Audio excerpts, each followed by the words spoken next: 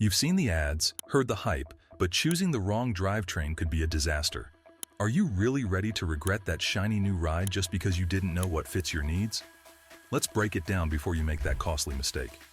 First of all, congratulations. You've bravely taken the first step into being an automobile owner. Or you probably got the drivetrain wrong for the last sweet ride you bought yourself, and you want to make things right this time. Welcome to the abyss of automotive confusion, I guess. This is a place where every salesperson pretends to know more than anyone could know about cars. Heck, they'd tell you things you'd not even find on Google. And just forget about trying to get your information from so-called car enthusiasts on YouTube, where every video starts with what they don't tell you about drivetrains. But we're not here to make you worry. Legitimate information does exist. And that's exactly why I'm here.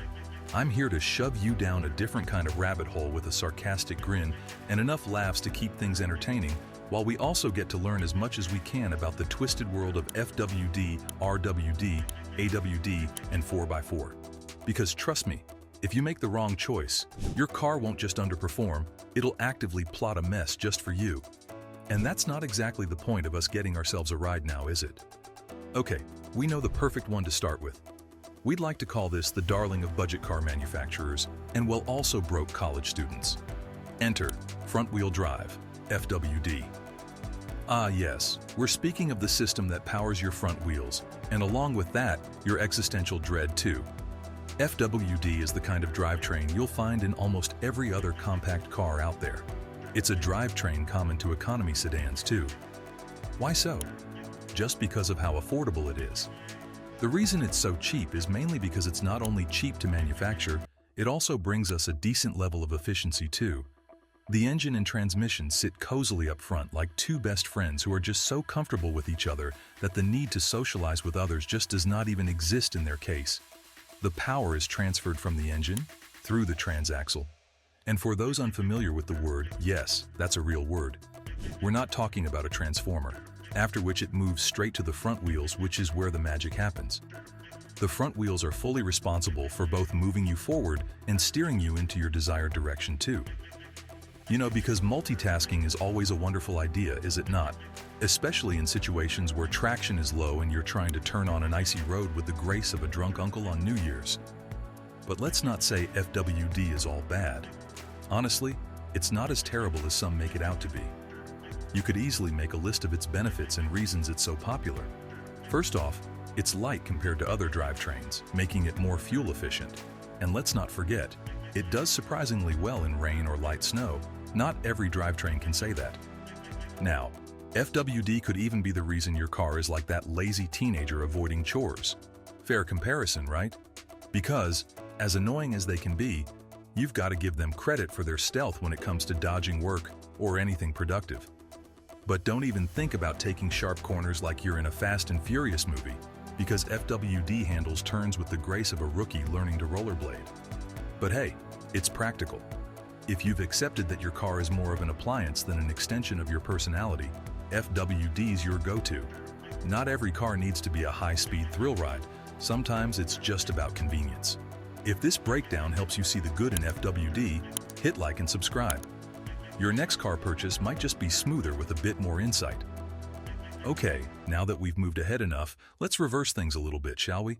We're talking literally. Because this is where we introduce you to rear-wheel drive.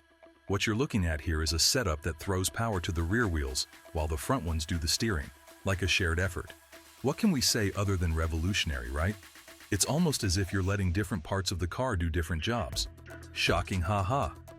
RWD is what we'd like to call the stuff of sports cars, muscle cars, and basically anything that is designed in a way to make your insurance premiums go up. If you're thinking, why is that? That's only because RWD allows for much better weight distribution, which makes it so much easier to deal with.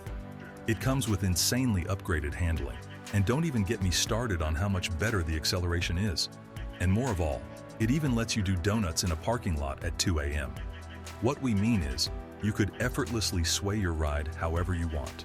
I mean, come on, adulting is already hard enough, and as long as we can still repair tires, we're good, aren't we? But wait, anything this good definitely comes with a catch now, doesn't it? And sadly, RWD2 has a darker side we're about to find out. Take it out in the snow and go for a ride. And trust me when I tell you, it turns into your drunk uncle at a wedding. Unpredictable, spinny, and embarrassing. Lots of drunk uncle references so far. The whole problem lies in the rear wheels because, with all that torque, they just love to lose traction when the road gets slick. So, if you are someone who is sure to enjoy the thrill of fishtailing into a tree, go for it. But maybe avoid RWD if you live somewhere with actual seasonal changes. But in the end, the choice is yours.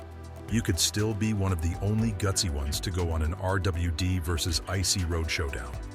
Okay, we have got to be honest. We haven't gotten anywhere near the heavy stuff yet. So far, it's been a battle of the basics, front versus rear, economy versus performance, yada yada. But wait, why can't we just have it all? How hard would it be to incorporate all of these qualities into one thing? I mean, don't we all want a car that says, I don't know what kind of road we'll face, but lucky for you I never come unprepared. And for those of you so desperate for the all-rounder drivetrain, welcome all-wheel drive. We'd like to call all-wheel drive the automotive equivalent of a Boy Scout with a horrible caffeine addiction. AWD systems are specifically designed to automatically make sure power is distributed to all four wheels. So it's not just the front wheels taking the lead or the back. All four play an equal role here. AWD adapts in real time to the ever-changing road conditions. We could even picture it to be the overachiever who actually read the owner's manual for once. Modern AWD systems often use a center differential or a fancy multi-plate clutch. If one wheel starts slipping, because of course, you tried to corner at 80 miles per hour in the rain, been there and done that, the system sends power to the wheels with more grip. It's like having a hyperactive babysitter, constantly keeping an eye on all four wheels for bad behavior. And the result is what all car enthusiasts dream of. We're talking about better traction, more stability, and saving yourself from those embarrassing moments on wet roads. I know you're getting flashbacks because I am too. But don't get cocky. AWD isn't the ultimate magic trick. It improves grip, but that's about it. It still lacks intelligence. You can still crash. It just gives you more time before that happens. I'd say AWD is perfect for the mildly adventurous ones. We mean the ones who fantasize about off-roading but have mostly only dealt with potholes and McDonald's drive-thrus. A good way to put it would be that it's great in the snow, better in the rain, and pretty damn decent on dry roads. But here's the thing itself, also way more expensive than the earlier mentioned drivetrains. It's heavier too, and obviously more complex than FWD or RWD. Complex? Why is that important, you must be wondering? Well, that's just that when it breaks, it doesn't ask for your wallet. It demands your soul too. So if you're not someone who's extremely careful on the road, maybe avoid AWD, unless you're sitting on a huge pile of money and don't know what to do with it. Now, for those of you who looked at AWD and thought, that's cute, but I want something bigger, something that screams war mode. And boy, don't we have just that. Finally, let's talk 4x4. No, not the guy in the lifted truck compensating for his lack of personality, though he probably has one too. We're about to show you the actual system. This is the one drivetrain we just have to admit is built for off-roading, extreme terrain, and making sure your vehicle can survive a whole disaster, probably even the apocalypse. If AWD is your versatile gym coach, 4x4 is your grizzled ex-Marine survivalist uncle who eats rocks for breakfast. Here we go with the uncle's examples again. I mean, they are pretty accurate.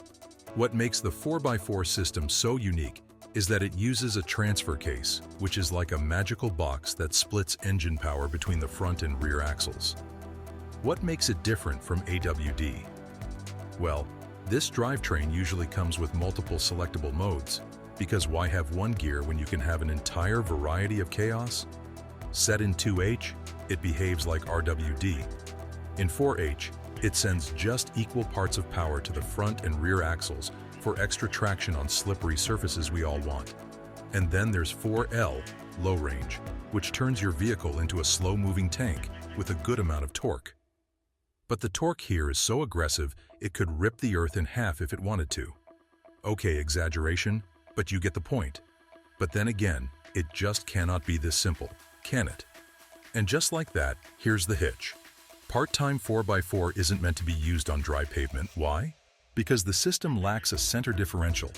Try it. and your drivetrain will bind up like so bad you'll be well on your way to instant regret. Cue noises that make you want to empty your pockets paired with mechanical despair. That's exactly why full-time 4x4 systems often come with a center diff and allow for more civilized road manners until you lock everything and turn your SUV into a mountain goat. 4x4 systems often do come with locking differentials too. That means if one wheel starts spinning like a meth addict on his next high, the system says, "Nope," and forces both wheels on the axle to turn at the same speed. This is perfect, especially if you're in a messy situation, or you've been stuck in mud, sand, snow, or a moral gray area. Add in a couple of low-range gears, and you can crawl over rocks at 3 miles per hour while feeling like you've conquered nature. It's got to be one of the best feelings ever, because nothing says manly like making the features of Earth your playground. So, just to be clear, what's the catch with 4x4? Well, almost everything. It's heavy, and if we just called the AWD complex, the 4x4 is convoluted to a whole other level.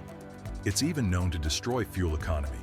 And if you're not actually off-roading, it's basically a waste of engineering. But then again, it's also badass.